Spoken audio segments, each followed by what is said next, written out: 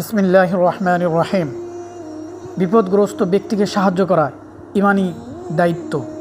ইসলাম সবসময় ভ্রাতৃত্বের শিক্ষা দেয়। অসহায় অসচ্ছল মানুষের সেবায় এগিয়ে আসা ইসলামের অন্যতম ইবাদত। আল্লাহ যাকে অর্থ সম্পদ দিয়েছেন, তিনি সে সম্পদ থেকে অভাবী মানুষকে সাহায্য করলে আল্লাহ তাআলা তাতে খুবই খুশি হন। এ ধরনের মানবিক কর্তব্য পালন রাত জেগে অবিরাম নফল নামাজ আদায় ও নফল রোজার সমতুল্য। মুমিন মাত্রই একে অন্যের ভাই। সমস্ত মুমিনগণ একজন ব্যক্তির ন্যায়। হযরত নু'মান ইবনে বাশীর রাদিয়াল্লাহু তাআলা আনহু সূত্রে হাদিস বর্ণিত রয়েছে।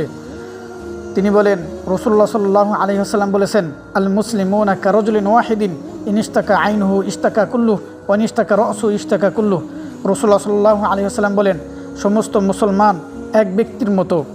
যদি তার চক্ষু পীড়িত হয় তবে তার সমগ্র দেহই অসুস্থ হয়ে পড়ে। যদি তার মাথা অসুস্থ হয় তাহলে সমগ্র শরীরই অসুস্থ হয়ে পড়ে। মুসলিম 6353 হাদিস। কুরআনুল কারীমের মধ্যে আল্লাহ তাআলা ইরশাদ করেন, ইন্নামাল মুমিনুনা ইখওয়া, নিশ্চয়ই মুমিনগণ পরস্পরে ভাই ভাই। রাসূলুল্লাহ সাল্লাল্লাহু আলাইহি ওয়াসাল্লাম ইরশাদ করেন, মান নাফাসা আন মুসলিমিন কুরবাতান মিন কুরাবিদ দুনিয়া নাফাসাল্লাহু আনহু কুরবাতান মিন কুরাবি ইয়াউমিল কিয়ামাহ ওয়া মান ইয়াসসারা আলা মু'সিরিন ফিদ দুনিয়া ইয়াসসারাল্লাহু আলাইহি ফিদ দুনিয়া ওয়াল আখিরাহ ওয়া মান সাতারা আলা মুসলিমিন ফিদ দুনিয়া সাতারাল্লাহু আলাইহি ফিদ দুনিয়া ওয়াল আখিরাহ আল্লাহু ফি আউনিল আবদ মা কানা আবদু ফি আউনি আখিহি। রাসূলুল্লাহ সাল্লাল্লাহু আলাইহি ওয়াসাল্লাম বলেছেন, যে ব্যক্তি কোনো মুসলমানের পার্থিব বিপদ আপদের মধ্য হতে একটুও দূর করবে, আল্লাহ তাআলা কিয়ামত দিবসের সকল প্রকার বিপদ আপদকে দূর করে দিবেন। যে ব্যক্তি কোনো অসচ্ছল ব্যক্তির সংকটকে আসান করে দিবেন, আল্লাহ তাআলা দুনিয়া ও আখিরাতে তার সকল সংকটকে দূর করে দিবেন। যে ব্যক্তি দুনিয়ায় কোনো মুসলমানের দোষ গোপন রাখবে, আল্লাহ তাআলা দুনিয়া ও আখিরাতে তার দোষকে গোপন রাখবেন। আল্লাহ তাআলা ততক্ষণ পর্যন্ত তার বান্দার সাহায্যে রত থাকেন যতক্ষণ পর্যন্ত সে তার ভাইয়ের সাহায্যে রত থাকে।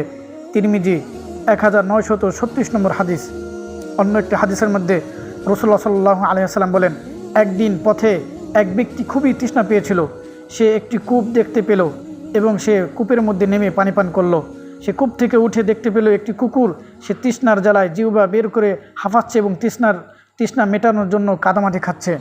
তখন লোকটি মনে মনে বললেন, আমার যেরকম ভীষণ তৃষ্ণা লেগেছিল এই কুকুরেরও ঠিক তৃষ্ণা পেয়েছে।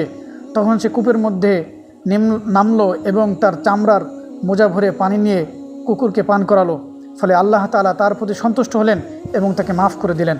সাহাবাগণ জিজ্ঞাসা করলেন, হে আল্লাহর রাসূল, পশুর ক্ষেত্রেও কি আমাদের প্রতিদান রয়েছে? উত্তরে তিনি বললেন, প্রতিটি প্রাণীতেই সব রয়েছে। বুখারী শরীফ 2466 নম্বর হাদিস। আল্লাহু আকবার। এই হাদিসের মধ্যে একজন ব্যক্তিকে আল্লাহ তাআলা একটি পিপাসার্ত কুকুরকে পানি পান করানোর জন্য ক্ষমা করে দিয়েছেন।